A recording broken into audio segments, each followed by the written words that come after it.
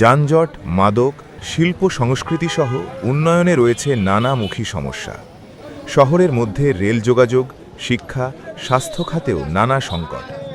এমন নানা সমস্যার মধ্যে থেকে নিরসন পেতে এবার নির্বাচনে বিএনপি প্রার্থী, ধানের শীষ প্রার্থীকে বেছে নেবেন সাধারণ ভোটাররা।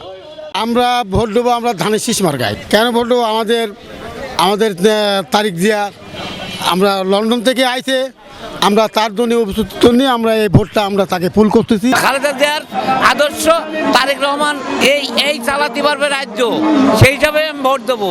কুষ্টিয়ার 13টি ইউনিয়ন ও 21টি ওয়ার্ডে দলীয় প্রার্থীকে বিজয়ী করতে দিনরাত প্রচারণায় ব্যস্ত সময় পার করছেন এসব দলীয় নেতাকর্মীরা।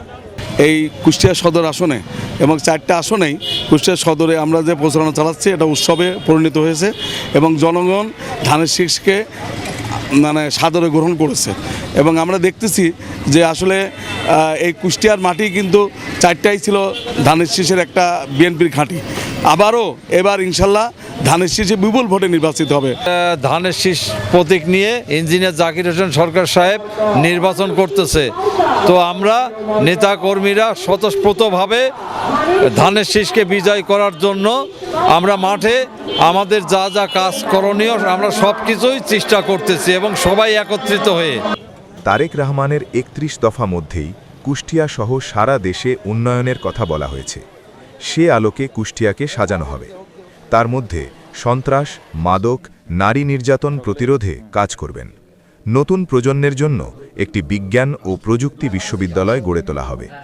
শিলাইদহে পদ্মা নদীর উপর একটি সেতু নির্মাণ করে পাবনা, কুষ্টিয়াকে একটি টুইন সিটি হিসেবে গড়ে তোলার পরিকল্পনা রয়েছে। ভোটে কোনো শঙ্কা নেই, প্রতিপক্ষ অপপ্রচার চালাচ্ছে। মুক্তিযুদ্ধের সঠিক ইতিহাস তুলে ধরার পরিকল্পনা রয়েছে এমপি নির্বাচিত হলে বিএনপি প্রার্থী প্রকৌশলী জাকির হোসেন সরকারের। যশোর থেকে Khulna greater district around 100 kilometre, Kushtia থেকে রাজশাহী অ্যারাউন্ড 150 কিলোমিটার, এইভাবে। কিন্তু কুষ্টিয়া থেকে পাবনা আপনি জাস্ট নদীটা পার হবেন। পদ্মা নদীর উত্তর দিকে পাবনা, পদ্মা নদীর দক্ষিণ দিকে কুষ্টিয়া। এই দুইটা সিটিকে, দুইটা শহরকে আমরা যদি একটা ব্রিজ দিয়ে কানেক্ট করতে পারি তাহলে মাত্র আপনি 10 থেকে 15 মিনিটে আপনি এই দুইটা শহরের মধ্যে যোগাযোগ স্থাপন করতে পারবেন এবং দুইটা শহর টুইন সিটি হিসেবে ডেভেলপ করার সুযোগ পাবে এবং এর মাধ্যমে শিক্ষা, স্বাস্থ্য, অবকাঠামো, পর্যটনের একটা অপার সম্ভাবনা দেখা দেবে এই অঞ্চলে। আমি তেমন কোনো আশঙ্কা দেখি না। অনেকেই চেষ্টা করছে নির্বাচনটাকে প্রশ্নবিদ্ধ করার জন্য, বিভিন্ন ইস্যু তৈরি করে। তো এতে নির্বাচনের যে কোনো ক্ষতি হবে বলে আমি মনে করি না, কারণ যারা করতে চায় তারা একেবারেই নগণ্য সংখ্যা একেবারেই নগণ্য। তো এদের ওই ধরনের বড় ধরনের কিছু করার ক্যাপাসিটি আছে বলে আমি মনে করি না। কুষ্টিয়া 3 সদর আসনে 13টি ইউনিয়ন, একটি পৌরসভায় 4,40,842 জন ভোটার রয়েছেন।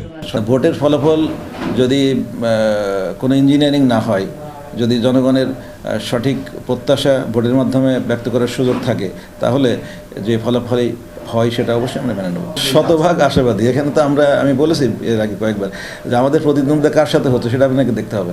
তাদের কত পার্সেন্ট ভোট আছে, জনগণ তাদেরকে কীভাবে দেখে, তারা মানুষের সামনে কি বলে, সকাল বিকাল মাপ চাই তারা, সকাল বিকাল তাদের টাং স্লিপ করে বিভিন্ন কারণে। তো মানুষ তো আসলে সচেতন মানুষ এখন। তো যাদের এই ধরনের কথাবার্তায় এখনও ঠিক না, বাকি সঠিক কথাবার্তায় সঠিকভাবে বলার মতো অ্যাবিলিটি যাদের নাই আমি বলবো, তো তাদের তো মানুষের জনগণের নেতৃত্ব দেওয়ার মতো সুযোগ বা জায়গা আছে বলে আমি মনে করি না।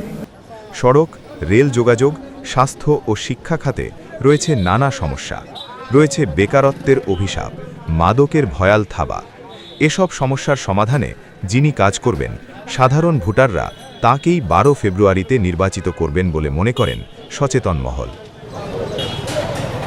CTC news, Kushtia.